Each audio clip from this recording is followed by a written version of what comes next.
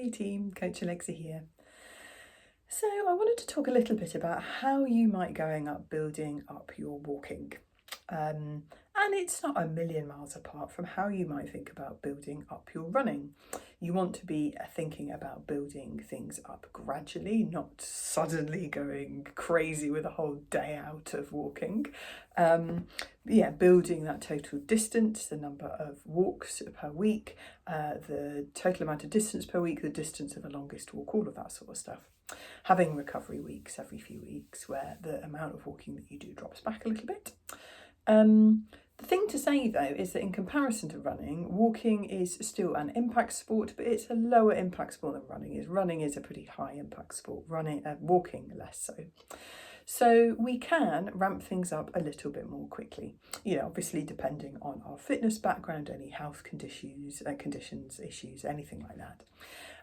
But yeah, we can play around and go out for, a bit of a longer walk or ramp things up a bit more quickly, should we need to from a walking point of view, which is always good to know. So thinking about how you build that distance up, if you're not really getting out and being active at all, maybe thinking about having some time outside walking every day, but every other day making it a little bit longer than usual. So you've still got some activity on those in-between days, but you're not pushing that into sort of new uncharted territory on those days. And every 3 or 4 weeks, as I say, have a week where the overall amount of walking that you do drops back. Now, a nice way to track this, lots of phones as well as activity trackers, if you're carrying your phone with you, that is, have step counters on them, varying degrees of accuracy, but they give you a good idea about how much walking you've done in the day. And that's a useful benchmark to use as your starting point. And then just seeing if you can build on that across the week, ideally, as I say, building up on an every other day approach. And maybe once or twice a week, try and deliberately push that even a little bit longer and longer again as the weeks go by.